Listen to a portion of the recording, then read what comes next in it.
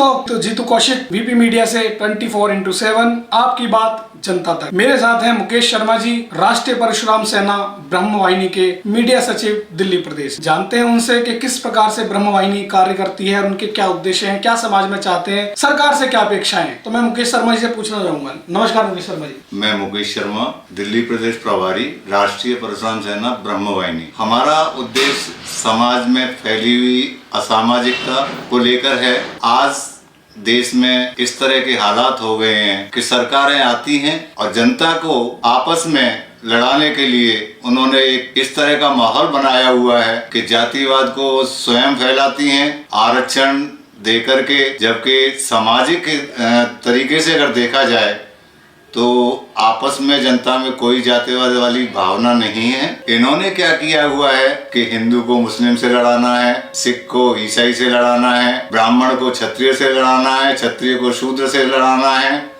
जिसमें कि इनका एक यही मोटो है कि आपस में जनता को लड़ाओ और अपना शासन करते रहो। मैं आपसे और आपके माध्यम से ये पूछना चाहता हूं भारत सरकार से कि क्या बताया जाएगा कि किसको आरक्षण मिल रहा है। जज का बेटा आरक्षण ले रहा है जिसको जरूरत नहीं है।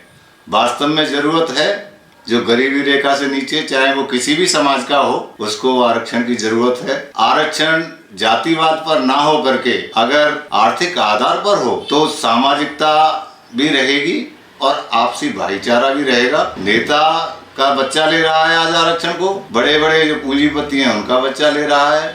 सामाजिक स्तर पर अगर नीचे से देखा जाए तो किसी को आरक्षण का कोई लाभ नहीं है, क्योंकि सरकारी संस्थाओं में कोई सर्विसेज नहीं निकल रही। अब आप ही बताइए कि क्या आरक्षण। शर्मा जी, मैं एक चीज पूछना चाहता हूँ आपसे। आप आरक्षण का विरोध कर रहे हैं तो आप क्या चाहते हैं, ब्राह्मण को आरक्षण मिले क्या? नहीं, मैं ये नहीं कि ब्राह्मण को आरक्षण मिले। मैंने पहले ही स्पष्ट कहा है अपनी उपरोक्त लाइनों में कि आरक्षण उसको दिया जाए जो वास्तव में आरक्षण का हकदार है। आपकी ब्रह्मवाहिनी क्या कर रही है इसके लिए? ब्रह्मवाहिनी ने बार बार जो है इस पर सरकार को चेताया है और सरकार से हमारी जो मैंने आपको बातें रखी थी अभी, यही मैंने बार बार कहा है कि आरक्षण का आधार जो है आर्थिक आधार होना चाहिए, ना कि जातिगत आधार। अच्छा, जातिगत आधार नहीं होना चाहिए, आपका ये कहना है। तो आपकी जो परशुराम सेना, राष्ट्रीय परशुराम सेना ब्रह्मवाहिनी है, इसके क्या क्या कार्य हैं, किस तरह से आप समाज में जाते हैं, क्या किस तरह से आप ब्राह्मण समाज के लिए कार्य कर रहे हैं, ये बताइए। देखिए, ब्राह्मण समाज के लिए जो कार्य हो रहे हैं, हमारा उद्देश्य है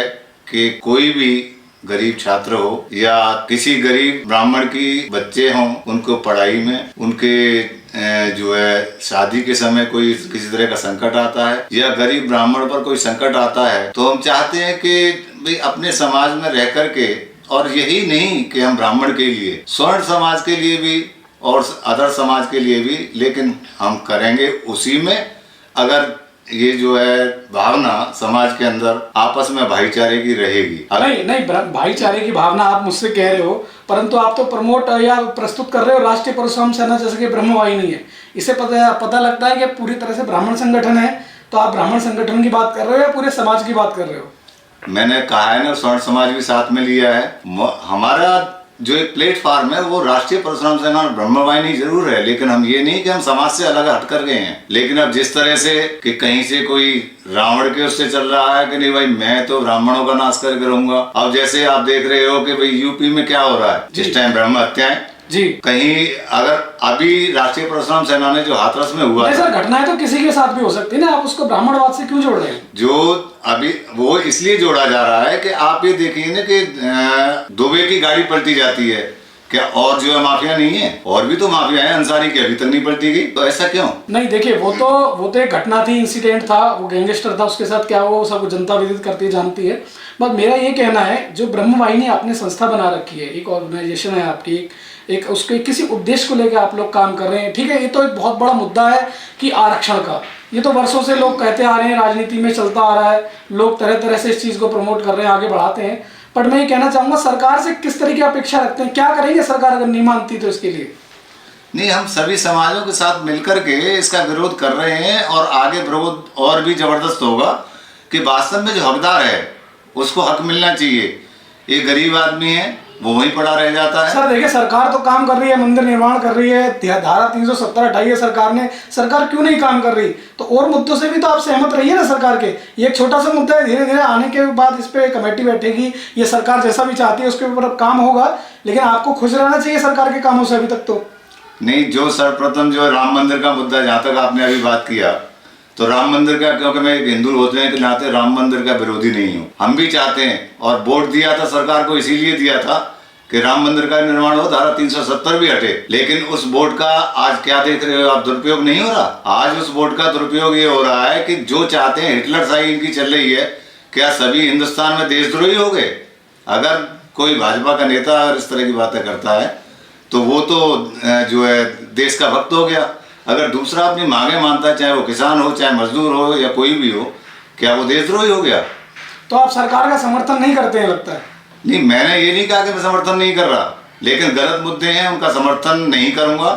जो हकीकत है, राम मंदिर का मुद्दा है, हम भी हैं, साथ में हैं, राष्ट्रीय परशुराम सेना ब्रह्मवाहिनी साथ में है, 370 के मुद्दे पर साथ में है। लेकिन अगर गलत नीतियां अपनाई जाती हैं तो उसका हम विरोध करेंगे। बेशक हम देशद्रोही हैं तो देशद्रोही रहेंगे। देखिए, मैं आपसे एक चीज और पूछना चाहूंगा कि जैसे कि ब्रह्मवाहिनी है, दिल्ली प्रदेश में आप मीडिया प्रभारी हैं, सचिव हैं, तो अभी आपकी क्या रणनीति है अपने मांगों को लेकर, अपने उद्देश्यों को लेकर, कि सरकार से किस तरह से आप दिखाना चाहेंगे, किस तरह से सरकार को बताना चाहेंगे कि सरकार आपके मुद्दों को सुने, आपकी बातों को सुने, किस माध्यम से आप ले जाना चाहेंगे सरकार तक? अभी जो है, हमने जितने भी राष्ट्रीय अध्यक्ष हैं तमाम पार्टियों के, उनको एक पत्र भी सौंपा है कि विचार करें, इस तरह की जिस तरह की जो भावनाएं इन्होंने अपना रखी है समाज को लड़ाने की, इन पर विचार करें। और विचार करने के साथ साथ जो मैनिफेस्टो में अगर ये लाएंगे कि हम जो है, जो भी पार्टी मैनिफेस्टो में लाएगी कि हम आरक्षण को हटाएंगे और वास्तव में जिसको आरक्षण की जरूरत है आर्थिक आधार पर, उसको हम देंगे,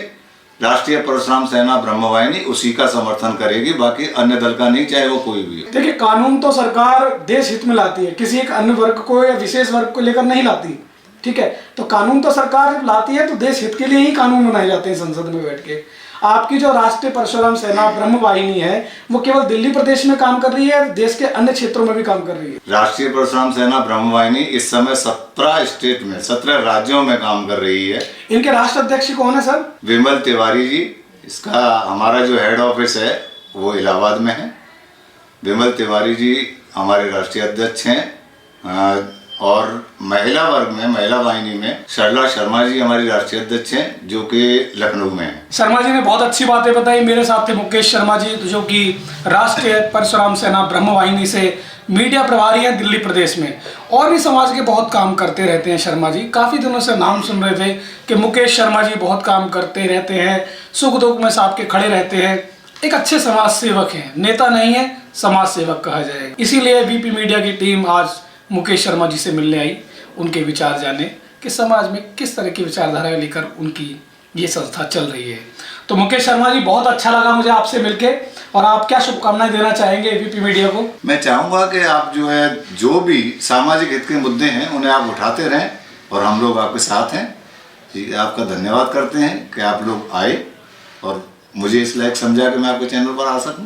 बिल्कुल, वीपी मीडिया का काम है समाज के उन लोगों को सामने लाना जो छुप छुप के समाज हित में काम करते रहे, जो अलग ही एक विचारधारा में चल रहे हैं, दिखावा नहीं चाहते हैं। तो मैं ऐसे ही किसी शख्स से एक बार और आपको मिलवाने वाला हूं। तब तक के लिए मैं आपसे इजाजत चाहता हूं। धन्यवाद। जीतू कौशिक, वीपी मीडिया से उत्तर पूर्वी दिल्ली।